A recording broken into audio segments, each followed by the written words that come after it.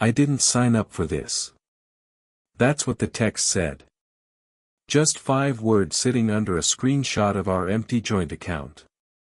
My name is Michael. 34 years old, architectural designer at Henderson and Associates in Boston. 4 hours earlier, I'd been sitting in a doctor's office at Massachusetts General, hearing words like, stage 3 lymphoma, and aggressive treatment, and 5-year survival rate. Treatable, but a hard battle ahead. I called Rebecca from the hospital parking garage. Asked her to meet me at home so we could talk face to face. She said she was in the middle of something. Had a client meeting. Would be home later. When I got to our brownstone, half her clothes were gone. Her suitcases missing.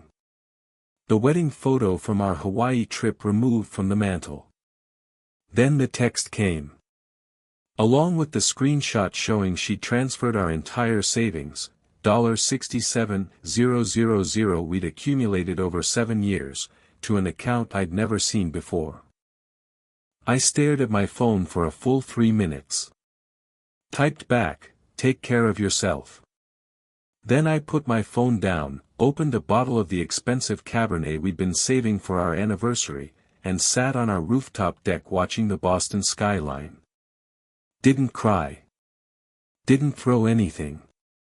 Just sat there, feeling the weight of everything shift around me. The cancer I could face. The betrayal was something else entirely. My neighbor Eric saw me sitting there and climbed up from his side of the building. "Everything okay?" Saw Rebecca leave with a couple of suitcases in an Uber earlier. "Got some health news today," I said. "She didn't take it well." Eric nodded, not pushing for details. "Let me know if you need anything. Maria makes these incredible enchiladas." "Appreciate it," I said. After he left, I went back inside and pulled out the folder my cousin Stephanie had given me last month. She'd worked in estate law for 15 years at one of the top firms in the city. When my grandfather passed away in January and left me his lake house in New Hampshire, Stephanie had helped with the paperwork. "Everyone should have their affairs in order," she'd said. "Especially when you're married. You protect each other that way." I'd started the process. Updated my will.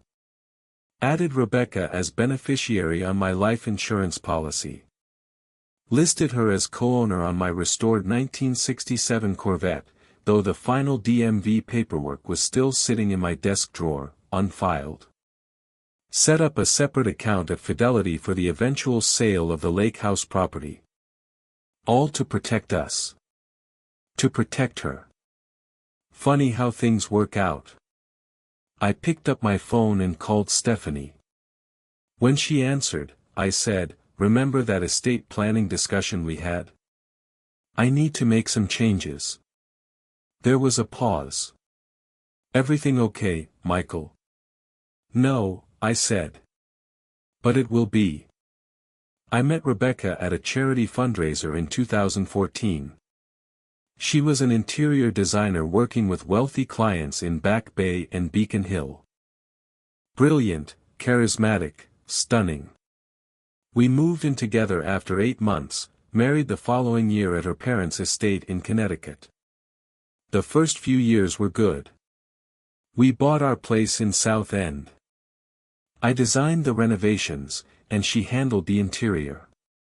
We traveled to France, Italy, Japan. Posted perfect photos on Instagram. Called ourselves partners in everything. My mom died when I was 15. Dad raised me and my brother on a professor's salary at Boston University. Taught us the value of hard work, financial responsibility, and always having a contingency plan. After Dad had a minor heart attack 3 years ago, those lessons became even more important to me. Rebecca came from different circumstances. Her father owned 3 car dealerships across Connecticut. She attended private schools, spent semesters abroad, and never worried about student loans. Her parents paid for our wedding, honeymoon, and the down payment on our brownstone. They never quite understood why their daughter had married an architect instead of a surgeon or investment banker. Her father always introduced me as Rebecca's husband rather than using my name. Looking back, I can see the cracks forming long before my diagnosis. 6 months ago, Rebecca started talking about buying a second home in the Hamptons. Said all her clients had summer homes. I suggested we wait, focus on paying down our mortgage first, maybe look at a more modest vacation property. She grew quiet after those conversations. Started working later. Spending weekends at design showcases I wasn't invited to. Then came the small comments that cut deeper than they should have. Don't you think it's time to move up from Henderson? Their projects are so pedestrian. My client's husband just made partner at Goldman. They're renovating their entire Beacon Hill townhouse. Sometimes I wonder where I'd be if I'd moved to Manhattan after graduation instead of staying in Boston. I ignored the warning signs. Told myself every marriage had rough patches. That we'd work through it. When I found brochures for multi-million-dollar properties in Southampton tucked in her desk drawer, I still didn't confront her. Just quietly called Stephanie to ask about protecting our assets. Started documenting our finances. Just in case. 3 weeks later, I went to the doctor for what I thought was lingering bronchitis. Found the swollen lymph nodes instead. Then the blood tests. The biopsy. The night before my final diagnosis, Rebecca and I had dinner at our favorite restaurant near the Common. She talked about a new client's penthouse renovation. I watched her face, searching for any sign she noticed the fear in mine. Is something wrong? She finally asked, glancing up from her phone. Just tired, I lied. Work's been intense. She nodded and went back to scrolling. Didn't really look at me. That should have told me everything I needed to know. 5 days after Rebecca left, I started chemotherapy. The first session hit me harder than expected. The oncology nurse showed me to a recliner, hooked up the 4, and asked if my ride was waiting downstairs. Took a lift, I said. My wife's out of town. She gave me a look of concern mixed with something else. First one's always the toughest. But you'll get through this. I nodded, not trusting myself to speak. Hadn't told anyone except Eric that Rebecca was gone for good, not just out of town. Somehow saying it aloud would make it more real. More humiliating. When I got home, there was a container of homemade enchiladas on my doorstep with a note from Eric's wife, made extra. Enjoy. I knew it was a lie, but I appreciated it anyway. I tried to eat but couldn't keep anything down. Ended up on the bathroom floor, shivering and sweating. Alone. That night, I called my brother David in Chicago. Told him everything, the cancer, Rebecca, the money. He wanted to fly out immediately. I asked him to wait. Needed to handle some things first. The next morning, I called my bank. Discovered Rebecca had emptied our accounts 30 minutes after I called her from the hospital. Before she even knew the details. Just knew I was sick, and that was enough for her to run. Something crystallized inside me. The hurt transformed into something else. Not hatred. Not even anger really. Purpose. I drove to Stephanie's office downtown that afternoon. Brought all our financial documents, property records, everything we'd built together. She can't just take everything like that, Stephanie said, reviewing the account statements. Joint funds or not. Her name's on the accounts too, I reminded her. Stephanie took off her glasses and looked at me directly. Michael, what she did wasn't just cold. It might have been illegal. Emptying joint accounts when she knows you're facing a medical crisis, knows you'll have hospital bills. Can I prove she knew? That she connected those dots? She thought for a moment. Phone records would show you called her right after your appointment. The bank statements show when she made the transfer. Your medical records document when you received your diagnosis. I pulled out my phone, showed her Rebecca's text. I didn't sign up for this. Stephanie's expression hardened. That's pretty damning evidence. We spent the next 3 hours mapping out a strategy. The Corvette title change. The lake house. My health insurance and treatment costs. Documenting everything Rebecca had taken and when. When I left Stephanie's office, my phone buzzed. Email from Rebecca's friend Jenna, who'd always been kind to me. Michael, I heard what happened. I'm so sorry. I don't know what Rebecca is thinking. If you need anything at all, please let me know. I stared at the message for a long time before responding. Does Rebecca know about my diagnosis? Jenna's reply came quickly, yes. She told everyone you have lymphoma but said she couldn't deal with that kind of stress and needed a break. Most of us are shocked. This isn't right, what she's doing. I thanked her and put my phone away. Drove home with the windows down, feeling the spring air on my face. For the first time since the diagnosis, I felt clarity. I knew exactly what I needed to do. 3 weeks into treatment, I received a certified letter from Rebecca's attorney. She wanted a divorce. Cited irreconcilable differences. Requested to keep all her personal property already removed from our home. Demanded half the equity in the brownstone. Nothing mentioned about the money she'd already taken. Nothing about my illness.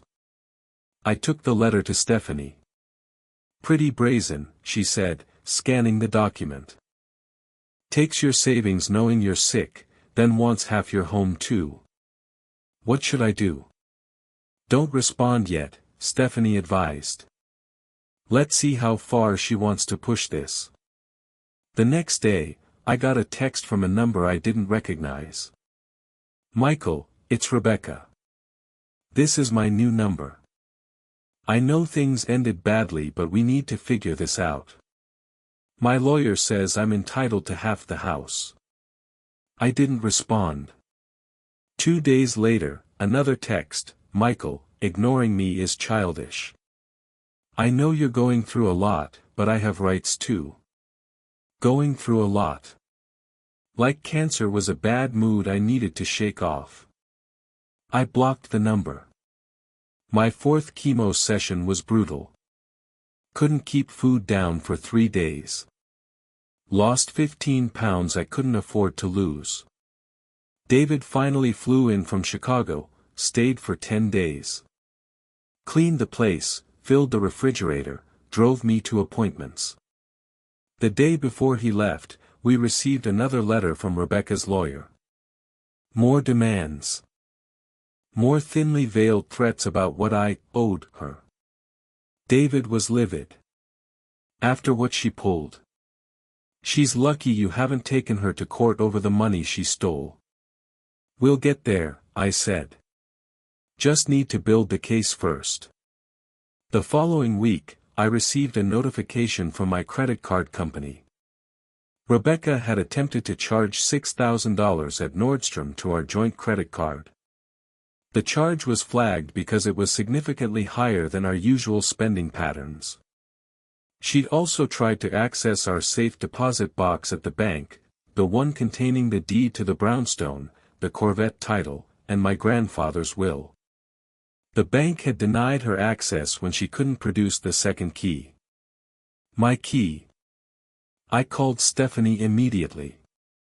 She's getting desperate, she said. Probably realized she left some loose ends. What's my next move? Let's close that safe deposit box.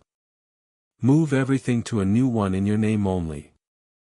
And I think it's time to file those title changes for the Corvette. I took a sick day, though every day was a sick day now. Went to the bank, closed the box, opened a new one. Went to the DMV, removed Rebecca's name from the Corvette title that had never been finalized. That night, another text from a new number: "You changed the Corvette title? That car belongs to both of us." I stared at the message. How did she know? I'd only filed the paperwork that afternoon. Then it clicked. She must have someone at the DMV or the bank feeding her information. Someone monitoring my moves. I called Stephanie. I think she has help. Someone telling her what I'm doing. Stephanie was quiet for a moment. Her father has connections in this city. I wouldn't put it past him. What do I do? Feed them false information, Stephanie said. Let's set a trap. The next day, I called the realtor who had been handling inquiries about my grandfather's lake house. Made sure to mention loudly on the call that I was strongly considering selling immediately to cover medical expenses. Then I called my investment advisor, asking about early withdrawal options for my 401k. Made it clear I was exploring all options due to unforeseen medical costs. I waited to see what Rebecca would do next. 3 days later, her lawyer sent a new letter demanding fair division of any proceeds from the sale of inherited property, and equitable access to retirement accounts. Stephanie smiled when I showed her the letter. She took the bait. Now what? I asked. Now we show our hand, she said. I spent the next month focusing on my health. The treatments were brutal, but my oncologist seemed cautiously optimistic. My hair was gone, I'd lost 30 pounds, but my body was responding to the treatment. David flew in every other weekend. Eric and Maria checked on me daily. My boss reduced my hours but kept my health insurance active and my position secure. I was surviving, both the cancer and Rebecca's departure. Some nights were harder than others. Some mornings I woke up reaching across an empty bed. But mostly, I stayed focused on the next step. The next treatment. The next move in the chess game Rebecca had unknowingly started. Stephanie called one Tuesday morning. We received the documents from her bank through Discovery. Want to guess what Rebecca did with your money? Tell me. Transferred it to a new account, then immediately wrote a check for $50,000 to her parents. I sat down heavily. Why would she do that? Trying to hide assets. Make them harder to trace or recover. Can she do that? No, Stephanie said with satisfaction in her voice. That's the beauty of it. She transferred joint funds during a known medical crisis, then tried to hide the money through family members. No judge in Massachusetts is going to look kindly on that. I considered this. I don't want a drawn-out court battle, Stephanie. I don't have the energy for that right now. Trust me, it won't get that far. Once her lawyer sees what we have, they'll settle. 2 days later, I was leaving my treatment when I spotted a familiar car in the hospital parking lot. Black Mercedes S-Class. Rebecca's father. He was sitting behind the wheel, watching the entrance. Watching for me. I walked straight to his car. Knocked on the window. He rolled it down, his face composed in that practiced neutral expression I knew well. Michael. You don't look well. Cancer tends to do that. Why are you here? Rebecca is concerned. Says you're being difficult about the divorce proceedings. I almost laughed. Is that what she calls it? Difficult? She's prepared to be generous, considering your situation. A fair division of assets, including the house. After she took every penny we had. After she left the day I was diagnosed. He had the decency to look uncomfortable. She was upset. Emotional. People make mistakes. This wasn't a mistake. It was a calculated decision. He sighed. Michael, be realistic. You're sick. You need to focus on getting better, not fighting a legal battle you can't afford.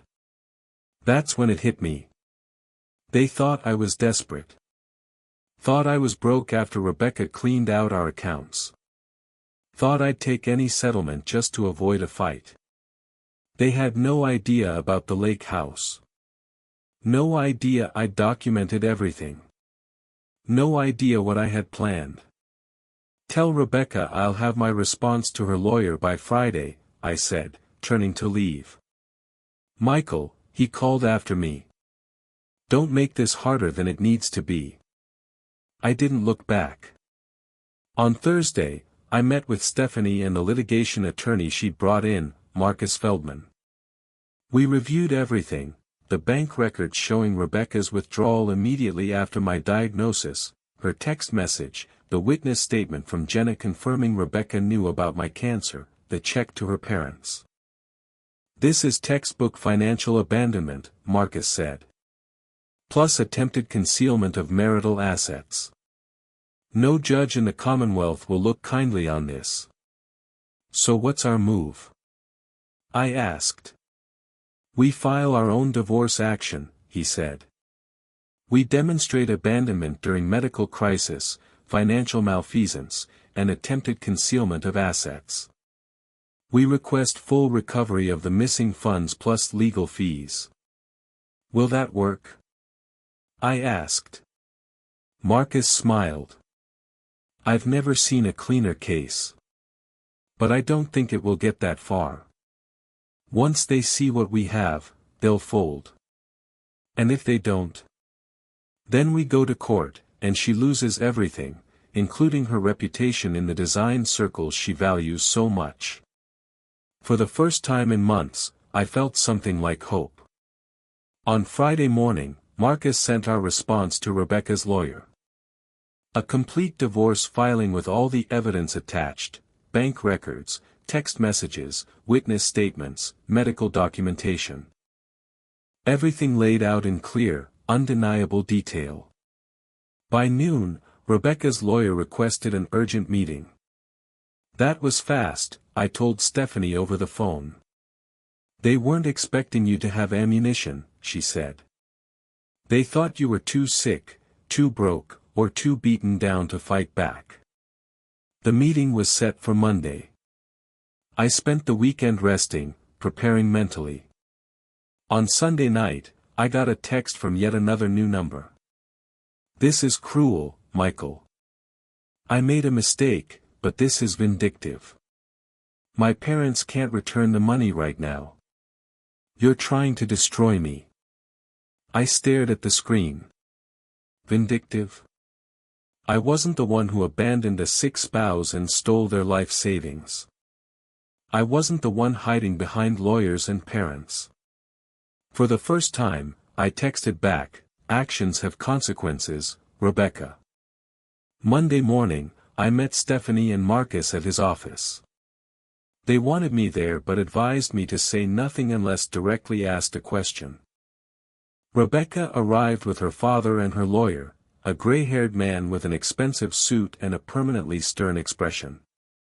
She looked good. Tanned. Rested. Like the past few months had been a vacation while I'd been fighting for my life. She wouldn't meet my eyes. Her lawyer spoke first. We've reviewed your filing. While we disagree with your characterization of events, my client is willing to negotiate a settlement to avoid prolonged conflict. Marcus smiled. Let me be clear. This isn't a negotiation. It's a courtesy meeting before we proceed to court. Your client abandoned her husband upon his cancer diagnosis, emptied their joint accounts, attempted to hide those funds through her parents, and then demanded additional assets. We have documented everything. Rebecca shifted uncomfortably. Her father leaned forward. Surely we can reach a reasonable. Your daughter transferred her husband's medical emergency fund to you, Marcus cut in. We have the check records. Will you be returning those funds today, or shall we add you to the lawsuit for accepting fraudulently obtained marital assets? The room went silent. Rebecca's lawyer cleared his throat. What exactly are you demanding? Marcus laid out our terms. Full return of the $67,000. Rebecca to relinquish all claims to the brownstone, the Corvette, the lake house property, and my retirement accounts. She would assume responsibility for all legal fees. In exchange, I would not pursue criminal charges for financial fraud and abandonment. This is extortion, Rebecca's father muttered. No, Marcus replied calmly. Extortion is what your daughter did. This is accountability. The meeting ended with Rebecca's lawyer asking for 24 hours to consider our terms. As we left the conference room, Rebecca finally looked at me. I saw something in her eyes, not remorse exactly. Calculation. Like she was still trying to figure out an angle. I walked past her without acknowledging her gaze. In the elevator, Stephanie squeezed my arm. You did great in there. I didn't do anything, I said. Just sat there. Sometimes that's the hardest part, she replied. The next day, Marcus called. Rebecca had accepted all our terms. Her parents would return the full $67,000 within 30 days. She would sign papers relinquishing all claims to our properties and assets. It's over, Marcus said. You won. But it didn't feel like winning. It felt like the end of something I once thought would last forever. Like closing a book halfway through the story. Still, for the first time since my diagnosis, I slept through the night. The settlement money arrived exactly 30 days later, a cashier's check for the full $67,000. I deposited it immediately, then called my oncologist's office to pay down my mounting medical bills. The nurse who'd been with me from the first treatment, Diane, was at the front desk when I arrived. You're looking stronger, she said. Blood work coming back better too. Feel stronger, I said, handling over the check. She glanced at the amount. Insurance finally came through. Something like that. The divorce was finalized a week later. I signed the papers at Marcus's office, feeling strangely hollow. Not sad, not angry. Just, done. What now? Stephanie asked as we left the building. Finish treatment. Get better. Figure out what's next. She nodded. The lake house is beautiful this time of year. Not selling it anymore, I said. Think I might need a place to recover when this is all over. That evening, I sat on my rooftop deck with a glass of water, watching the city lights come on. The nausea from chemo had finally started to subside. My hair was beginning to grow back, patchy, but there. The doctors were using words like positive response and encouraging progress. My phone buzzed. Email from Jenna, Rebecca's friend. Michael, I heard everything's been finalized. I'm so sorry for what Rebecca did to you. Her parents had to take out a second mortgage on their vacation home to pay you back. Rebecca's furious, blaming you instead of herself. But I wanted you to know that those of us who know the truth are on your side. I hope you're doing better. You deserve that much and more. I put my phone away without replying. Didn't need to engage with Rebecca's drama anymore. It was time to focus on healing. On rebuilding. On whatever came next. 6 months later, my oncologist said the words I'd been waiting for: remission. I sat in her office, letting it sink in. Not cured, lymphoma could always return. But for now, the cancer was gone. The battle won. What happens now? I asked. Regular checkups. Blood work. Scans every 6 months. But for now, Michael, you go live your life. That evening, I made 2 calls. First to David, who hooped so loudly I had to hold the phone away from my ear. Then to my old college roommate Ryan in Portland, who'd been trying to convince me to join his architectural firm for years. Still have a spot for me? I asked. Always, he said. When can you start? 2 months later, I sold the brownstone in Boston. Used the money to buy a modernist house overlooking the Columbia River, 3 bedrooms, a dedicated office space for remote work, and mountains visible from the wraparound deck. The day I left Boston, Eric and Maria came to say goodbye. Maria handed me a container of enchiladas for the road. I thanked them for everything: the meals, the company, the quiet support when I needed it most. You doing okay? Eric asked. Really okay? I thought about it. Getting there. For months into my new life in Oregon, I got a text from an unknown number. Rebecca again. I heard you're in remission. I'm glad. I know you won't believe this, but I think about you often. I made a terrible mistake. I was scared and selfish. I'm sorry, Michael. For everything.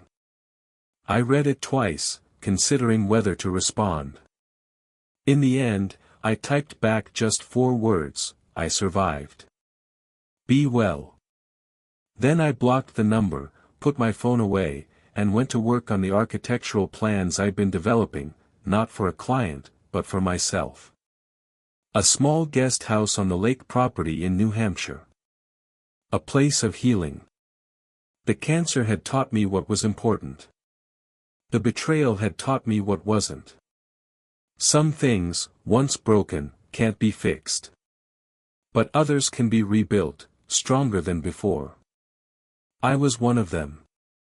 Little did she know when she sent that text, I didn't sign up for this, that I would not only survive cancer without her, but I would emerge stronger, wiser, and ultimately more whole than I'd ever been at her side. Some lessons cost everything to learn. But once learned, they're worth the price.